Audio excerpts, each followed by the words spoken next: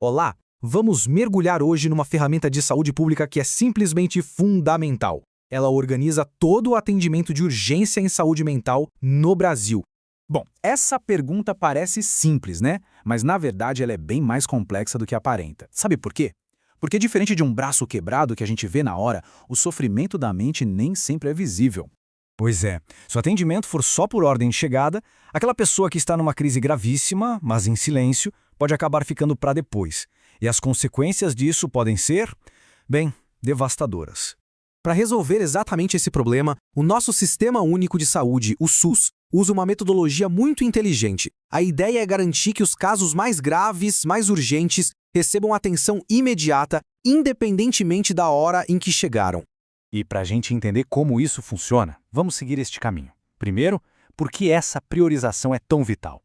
Depois, vamos ver os níveis de crise, as urgências, o cuidado contínuo e, claro, os desafios para fazer tudo isso funcionar à prática.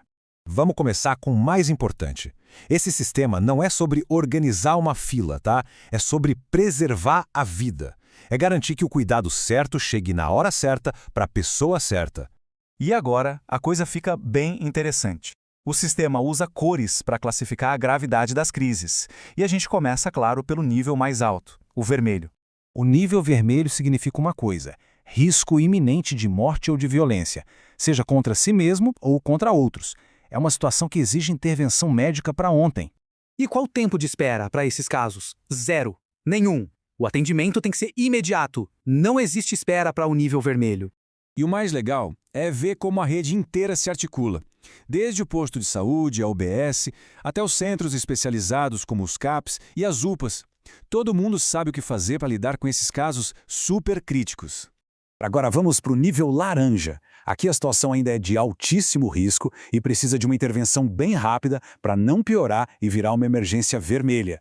O ponto-chave aqui é o tempo. Uma avaliação médica precisa acontecer em, no máximo, 30 minutos. O relógio está correndo.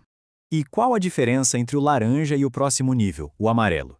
Muitas vezes, o que define é a existência de um plano de suicídio bem definido e o quanto a pessoa tem ou não uma rede de apoio. Ok, agora a gente entra nas categorias que, na verdade, compõem a maior parte dos atendimentos do dia a dia. Casos amarelos são aqueles de sofrimento agudo, intenso, mas sem um risco de vida imediato. A pessoa precisa de atenção rápida, no mesmo dia, para evitar que a situação se agrave.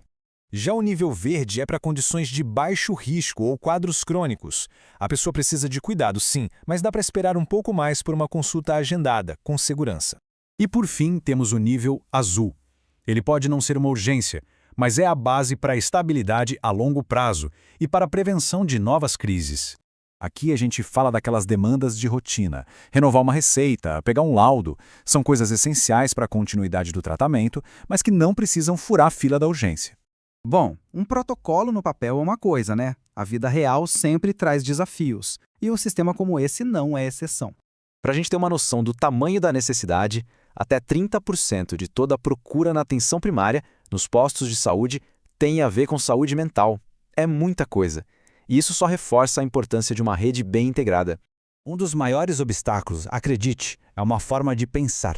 É aquela mentalidade que às vezes reduz o sofrimento complexo de uma pessoa a um diagnóstico, a uma doença, e acaba ignorando todo o contexto social em que ela vive. Mas, para superar isso, o sistema aposta em 3 estratégias muito potentes, que incentivam a colaboração entre as equipes, o aprendizado constante e, o mais importante, um cuidado construído junto com a pessoa. E essa frase resume a promessa fundamental do sistema. Mesmo um caso classificado como não urgente precisa receber um acolhimento digno e um encaminhamento responsável. Ninguém pode sair sem uma resposta. No fim das contas, a grande virada de chave é essa: sair daquela lógica de isso não é comigo, vou passar para outro, e entrar numa lógica de responsabilidade compartilhada. A saúde daquela pessoa é uma responsabilidade de toda a rede de cuidado do seu território. Esse sistema todo nos dá uma estrutura poderosa, sem dúvida, mas a força dele depende do esforço de todos os dias, de cada profissional, para manter essas conexões de cuidado sempre vivas e funcionando, principalmente quando mais se precisa.